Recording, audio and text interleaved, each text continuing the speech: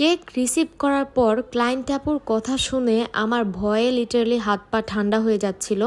আসসালামু আলাইকুম এভরিওয়ান, কেমন আছেন সবাই? আশা করছি সবাই অনেক বেশি ভালো আছেন। আজকের এই ভিডিওতে আমি এরকম একটা কথা বলবো, মানে এরকম একটা রিভিউ আমি এভাবে কোনো দিন পাইনি। আমার কেকের রিভিউয়ের মধ্যে এই রিভিউটা আমার কাছে একদম অন্যরকম একটা অভিজ্ঞতা, কারণ কখনো আগে এরকমটা হয়নি যেটা আমার ক্লায়েন্ট আপু অভিযোগ করেছেন আর কি। তো যাই হোক, কি আর করার। এই যে প্রথমেই বলে নিচ্ছি, এখানে দেখেন, এখানে আমি একটা চকলেট কেক নিয়ে নিয়েছি, আর এটাকে আমি অফ ক্যামেরাতে ভিতরের লেয়ারগুলো করে রেখেছিলাম, আর এখন এটাকে বাহির দিয়ে আমি আউটসাইড ভ্যানিলা ফ্রস্টিং করে নিচ্ছি। তো আপুটা মূলত আমার রিপিট ক্লায়েন্টই ছিলেন, তবে কেন আপুটা এবার এরকমভাবে বললো আমি নিজেও বুঝতে পারছি না। এই কেকটা মূলত আমাদের পেজেরই একটা কেক, তো আপু এই ছবিটা দিয়েই বলেছিলেন সেম এরকম করে দিতে, তাই আমি সেভাবেই কাজটা করছিলাম। আর দেখেন, এখানে আমার কিন্তু কথা বলতে বলতে পুরোটা কেক কভার করা শেষ। আর আজকে আমি যে ডেকোরেশনটা করব সেটার জন্য আমার বাহিরে এরকম হোয়াইট কালারই দরকার ছিল, মানে হোয়াইট ক্রিম থাকা দরকার ছিল, তাই আমি আর এখানে চকলেট ক্রিম ব্যবহার করিনি। তো যাই হোক, এখানে আমি পুরোটা কেক কভার করার পর এখন অল্প অল্প করে ফিনিশিংটা দিয়ে নিব। আমার এখানে আজকের ফিনিশিংয়ে আমি খুব একটা এফোর্ট দেইনি, কারণ এটাতে আমার উপরে চকলেট গানাশ পড়বে তাই। আর আপনারা যদি এই ধরনের গানাশের টিউটোরিয়াল বা কোনো ধরনের চকলেট টপারের ভিডিও দেখতে চান, তাহলে কিন্তু অবশ্যই আমাকে কমেন্ট করে জানাতে পারেন। আর এই যে কথা বলতে বলতে আমার ফিনিশিংটাও এখানে কমপ্লিট হয়ে গেল। এখন আমি যেটা করছি, এখানে আমি চকলেট গানাশটা দিয়ে নিব। আর মাশাল্লাহ, আজকের গানাশটা এত বেশি পারফেক্ট ছিল।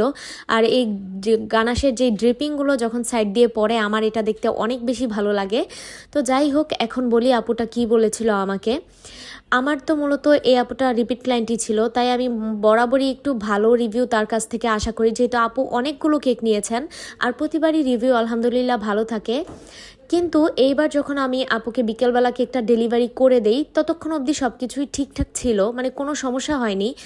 কিন্তু সমস্যাটা হয় রাত্রে, যখন আমি ফ্রি হয়ে সব কাজ শেষ করে একদম বসে আছি, তখন আপুর একটা মেসেজ হুট করে আসে, যে মেসেজটা এরকম ছিল যে আপু বলেন তো আপনি কেকের মধ্যে কি মিশিয়েছেন।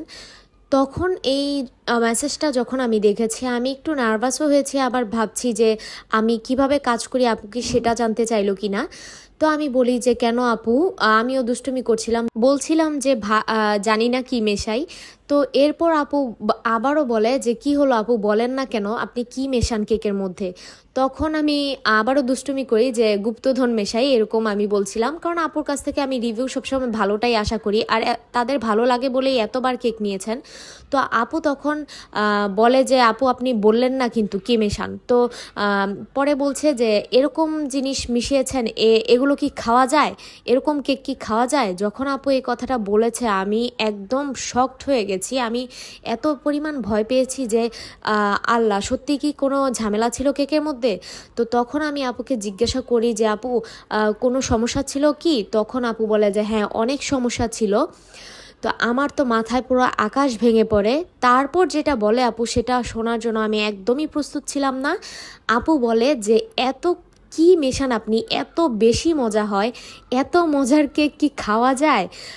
আয় হায়, আমি যখন এই কথাটা আপু শুনি, তখন অবশেষে আমি রিল্যাক্স হই যে এইভাবে কেউ মজা করে। তখন আমি আপুকেও বলি যে আমি তো অনেক বেশি ভয় পেয়ে গিয়েছিলাম আপনার কথা শুনে, এইভাবে কেউ বলে। তো আপুও বলছিল যে আপু আসলে কেকটা অনেক বেশি মজা হয়েছিল, আমি একটু দুষ্টুমি করলাম আপনার সাথে।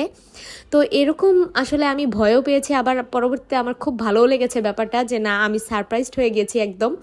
তো যাই হোক, আজকের ভিডিওটা এই পর্যন্তই। আল্লাহ হাফিজ।